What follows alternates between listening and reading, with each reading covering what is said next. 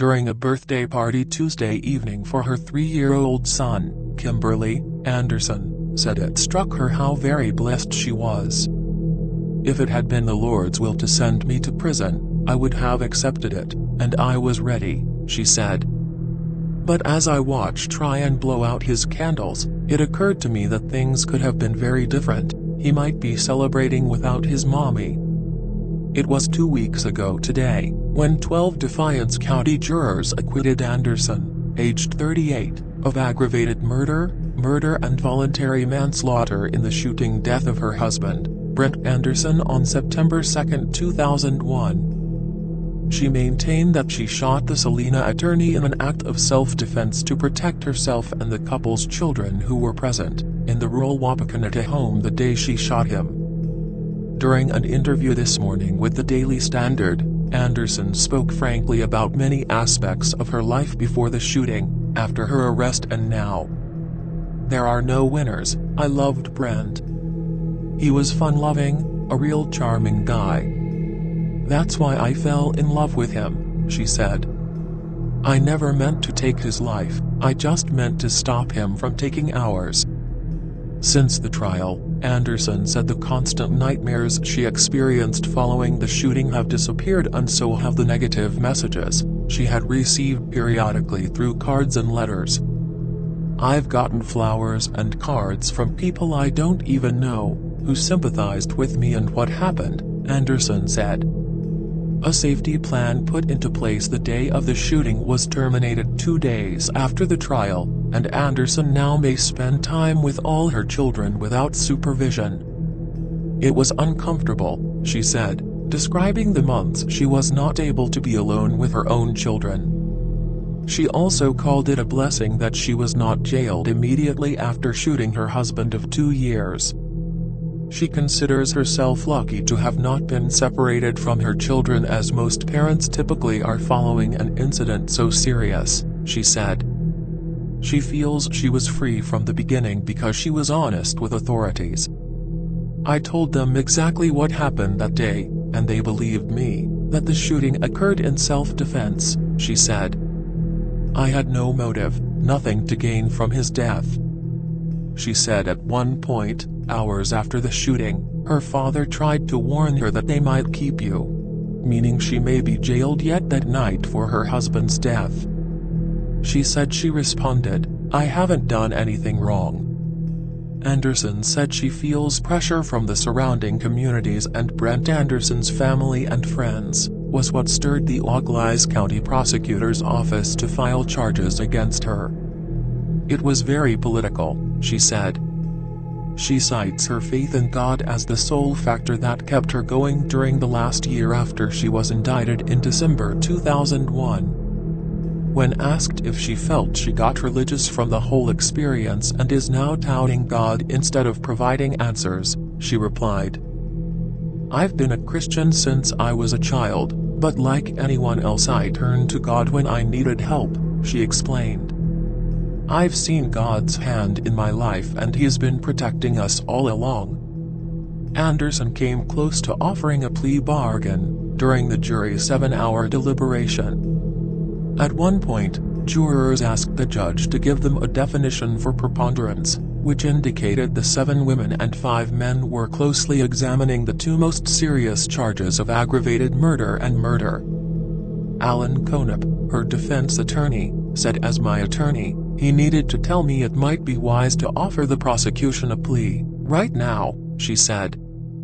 "I told him all 12 jurors will have to decide that I'm guilty, and I am not going to make the decision to send myself to prison." Anderson said. Auglaize County Prosecutor Ed Pierce was standing next to Conop, ready to discuss a plea bargain that may have sent her to prison for 6 months, when she firmly said, "No."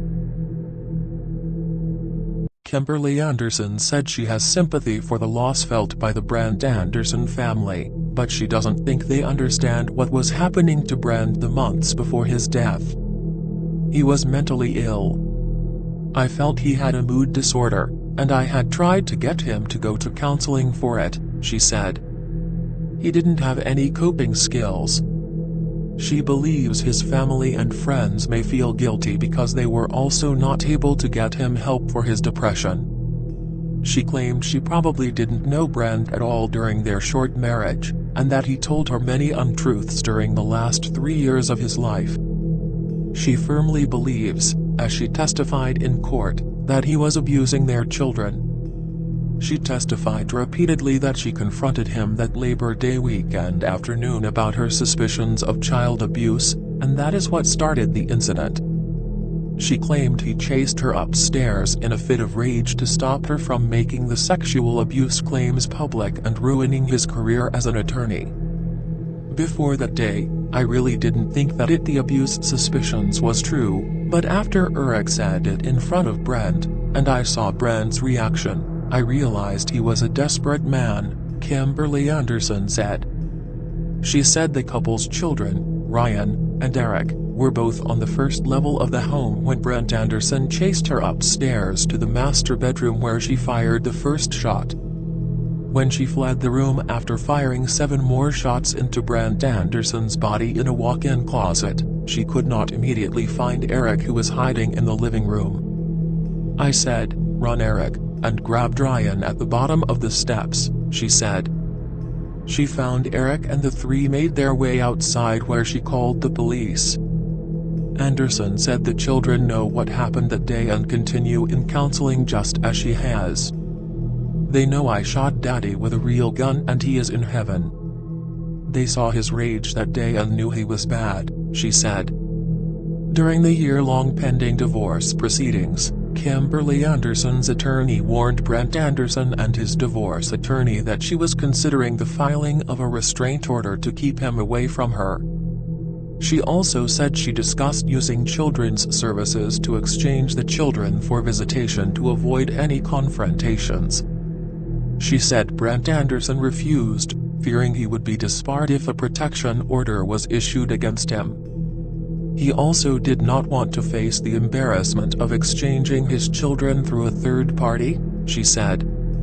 A wrongful death civil lawsuit filed by Brent Anderson's brother, Kevin Anderson of Cincinnati, in Auglaize County Common Pleas Court remains pending against Kimberly Anderson. Kevin Anderson also is seeking custody of his 2 young nephews, an action Kimberly Anderson said she doesn't understand. None of the Andersons had a bond with my children before. Why they want them now?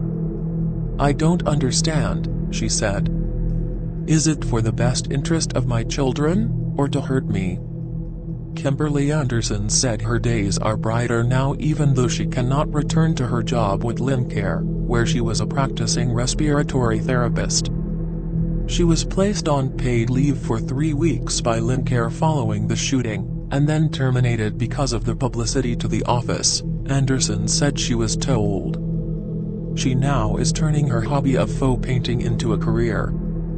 Court and attorney fees were phenomenal, but her parents have helped out with those expenses, she admitted.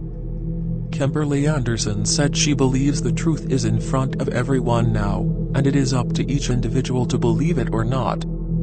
As for her, she believes she did what she had to do to defend her family. Brent died at my hands and I have to deal with that.